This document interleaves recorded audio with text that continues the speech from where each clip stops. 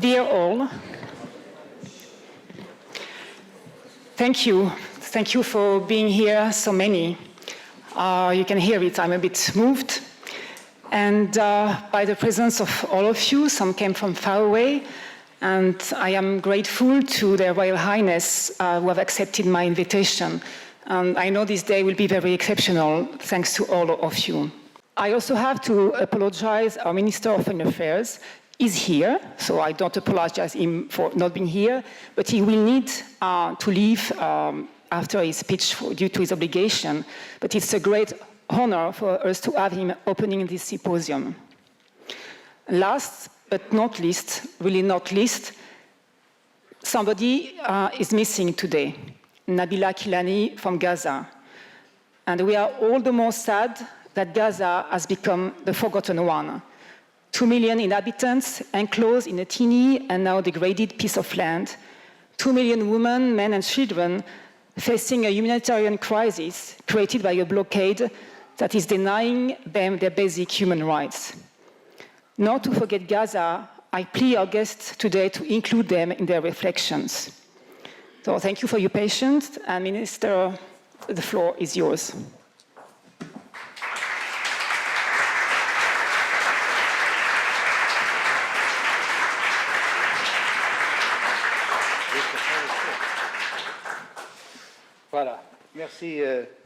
Thank you very much, Martine. My Lord, Madam, our guest from Palestine and Israel, I welcome you here in the name of our government. I've been asked to speak French, and I hope that you will receive the interpretation. Ladies and gentlemen, dear Martine, thank you very much for your kind invitation this afternoon. I also admire the tenacity of your engagement with these issues. You make a very important contribution to this work in Luxembourg.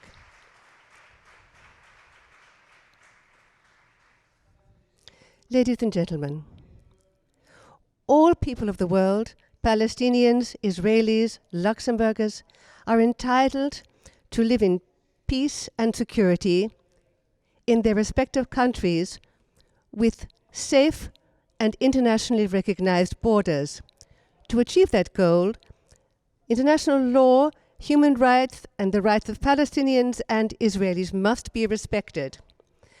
Notwithstanding its long duration, the Israeli-Palestinian conflict has lost nothing of its political importance, and also in terms of strategic questions and its emotional impact.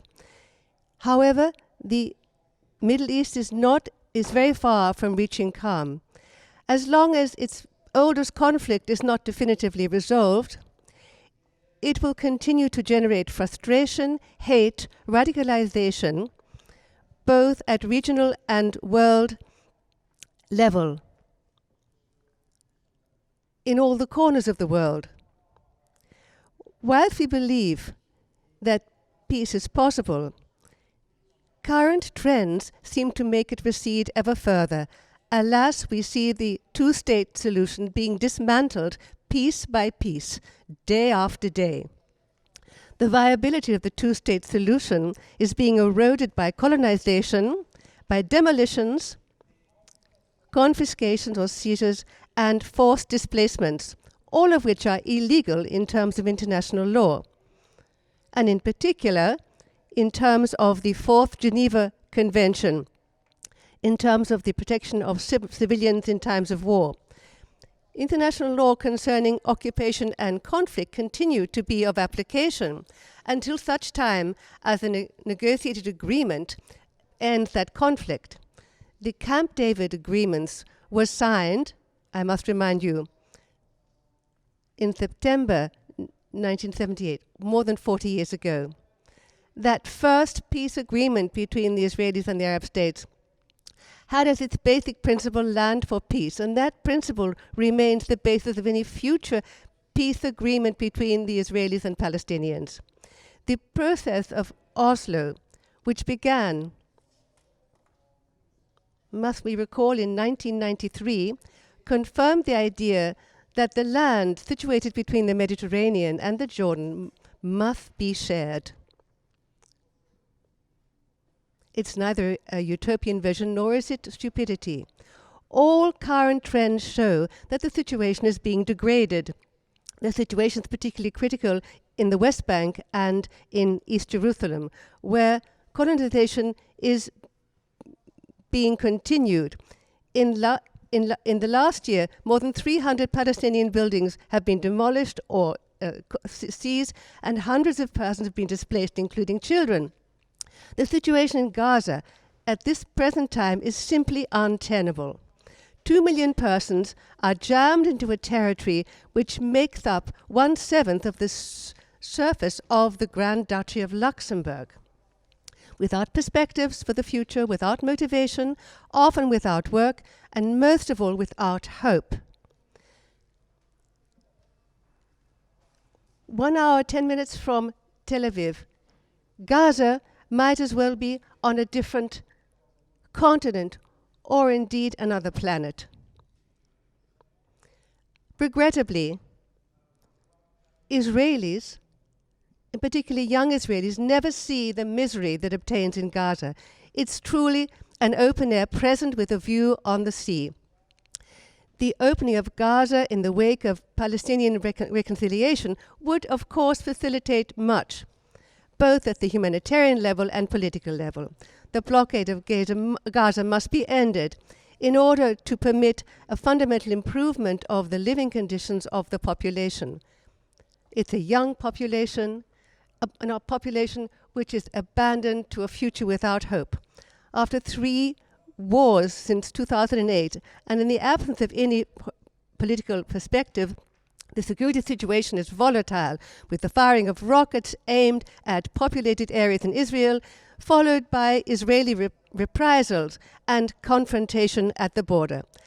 Hamas has controlled Gaza since 2007 and is the primary responsible party and must ensure the security of the inhabitants. To deliberately aim at civilians is absolutely unacceptable, and everything must be done to avoid any further acts of violence. The situation in the West Bank and East Jerusalem, where the policy of colonization has been pursued without exception by all Israeli governments since 1967, continues, and any restraint seems to entirely have disappeared. The manner in which Israel acts in its colonization policy raises doubts as to its desire to continue to support a two-state solution. Since Oslo, the number of colonists has increased fourfold, with more than 600,000 to 700,000 persons in the West Bank and East Jerusalem. If Israel wishes to ensure its future, both in terms of being a democracy and a Jewish state, the two-state solution is the only possible path. Only this will guarantee peace in the middle and long term. However, the current policy is the very negation of the two-state solution. It risks replacing the two-state solution with a one-state reality which is characterized by perpetual conflict, occupation, and unequal rights. It may in fact disappear as a state. International consensus in favor of a two-state solution was once again underscored in December 2016 and in very explicit terms by a UN Security Council resolution, Resolution 2334. That resolution, as I see it, could have been adopted already at the end of 2014. It enunciates very clearly that the 1967 borders continue to exist, and hence the colonies are illegal. The Security Council once again requires of Israel that it completely and immediately ceases all populating activities in the occupied Palestinian territories, including East Jerusalem. That resolution is not directed against Israel, but against a status quo which has become untenable and unacceptable. And it also aims to achieve peace. the international community must continue to support this resolution. There is no anti-Israeli camp, no pro-Palestinian camp. We here in Europe are the friends of both Israel and Palestine. However, there is international law to be respected, and those which transgress that law and violate that law, and such violations of international law continue to be perpetrated in general silence. Bearing in mind the genocide committed against the Jews in Europe during the Second World War and our colonial past, Europeans have a historic responsibility vis-à-vis Israel and Palestine. Today, the European Union is the most important commercial partner of Israel and the first supplier of cooperation and development aid and humanitarian aid to Palestine. But the European Union is struggling to assume its political responsibility in favor of the respect of international law and in favor of peace and stability in its direct neighborhood since 2016, when the principles of multilateralism have been shaken. The European positions must continue to be founded on the internationally recognized parameters in order to achieve a resolution of the conflict. Those parameters were defined clearly in 2009, and I would like to recall them to mind. First of all, borders based on the lines of 1967 with agreed exchanges of equivalent territory, swaps. Arrangements for security preserving the sovereignty of the Palestinian state and guaranteeing Israeli security. A just, equitable and agreed solution to the problem of refugees, an arrangement which would render Jerusalem the capital of two states. Therefore, we cannot recognize the unilateral decision of President Trump to name Israel as the capital of the Israeli state. Arab neighbors must come to the aid of this process by encouraging negotiations on the basis of these parameters, and the United States must be kept on board, recognizing the importance of the two-state solution in the framework of an international negotiation. All the problems and all the difficulties in the Middle East cannot be resolved following an anti-Iranian policy, which is what the United States and the Arab nations appear to be following.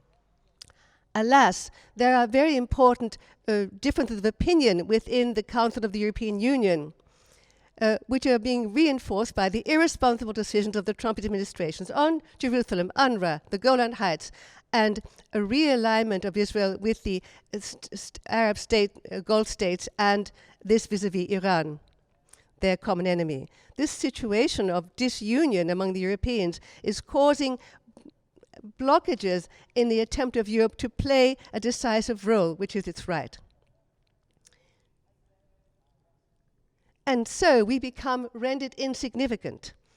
Faithful to our principles, our positions of principle rather, Luxembourg continues to believe that diplomacy is the answer here, and we do all we can to elaborate common positions among our European counterparts, which are respectful of international law. Since 2004, I have visited Israel and Palestine 7 times, and indeed a month ago I was at Tel Aviv and Ramallah, where I met the Palestinian leaders. In February 2015, President Abbas made his first official visit to the Grand Duchy. We have ongoing regular political contact, and our cooperation is very active in Palestine, as is indeed the cooperation of the whole European Union. The European Union is firmly opposed of the colonization policy pursued by the Israeli government, and measures such as the building of separation wall beyond the line of demarcation of 1967, demolitions, confiscations, expulsions and forced displacements, including those concerning the Bedouins, as well as colonies. And we continue to regularly condemn very firmly colonizations and demolitions. But we do not wish to be confined to the role of a simple payer. It's not enough to pay and pray. We must be a player in this conflict. Europe must use all its financial means and its available policies to bring together the parties concerned around one sole table for negotiations. The European Union continues to engage in an active dialogue with both parties in order to find a sustainable and just solution to this conflict, and in particular to confront the disastrous socio and economic and humanitarian situation of Gaza and the West Bank.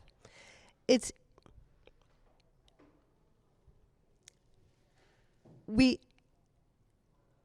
cannot accept a situation where aid is being utilized as a political weapon. That is not a great country. The two-state solution is the only possible alternative, and we will continue in the European Union to engage both parties, their leaders, but also the organizations of civil society, because